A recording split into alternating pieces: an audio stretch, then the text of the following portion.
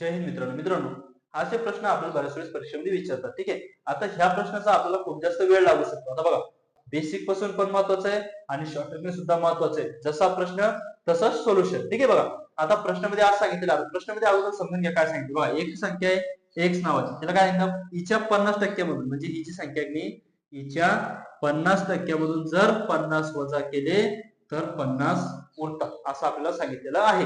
आता आपल्याला सोडवू शकतो. बघा, पहिले हा कंस आपण सोडवू. लक्षात घ्या. बघा, 50 हे 100 आहे. 50 एक 50, 50 दुने 100. आता बघा, वरती राहिले x, खाली राहिले 2. हा, आता याच्या सगळ्यात डिटेल मध्ये जर तुमचं बेसिक कंप्लीट असेल तर तुम्हाला हा प्रश्न व्यवस्थित जमेल. जर नसेल तर समजून घ्या. बघा, 50 ने 100 काढले, 50 एक 50, 50 दुने 100. बघा, x गुणिले 1 म्हणजे x आणि हे दोन जसेच्या तसे. बघा, हा कंसामध्ये बरोबर 50 बरोबर 50. इथपर्यंत लक्षात आलं. बघा, प्लस इकडे दोन सॉरी इकडे मायनस इकडे दोन काय प्लस होईल. म्हणजे बघा, इकडे x भागीला 2 बरोबर 50 अधिक 50. 50 अधिक 50 काय आलं, म्हणजे 50 50 किती होतात 100. म्हणून मी डायरेक्ट काय घेतले 100 घेतले, कारण आपल्या एका मिनिटाच्या आत सगळा व्हिडिओ कंप्लीट करायचा आहे. बघा, आता इकडे भागीला इकडे दोन काय होईल गुणेला, म्हणजे काय होईल बघा 100 गुणेला 2 आणि x ची व्हॅल्यू किती आली 200 आली. बघा, समजा आता लक्षात घ्या. बघा, x ची व्हॅल्यू किती आली 200 आली, म्हणजे आपलं 200 काय उत्तर बरोबर आहे. हे जे आपलं ते काय उत्तर बरोबर आहे. हे कशाला काढलं आपण बेसिक ना.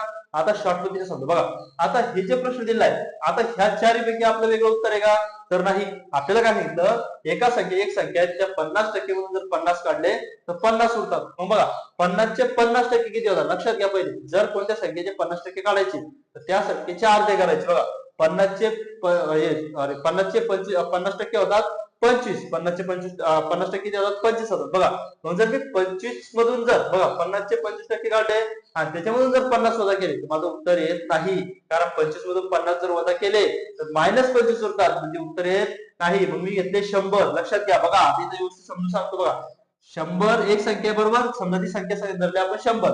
100च्या 50% मधून 50 वजा करायचे, म्हणजे याचे 50% जर आपण काढले तर ते त्या 50 म्हणजे त्या संख्येच्या अर्धे, आणि 50 मधून जर 50 काढले तर उरत्या 0, म्हणजे आपल्याला 50 उरत नाही.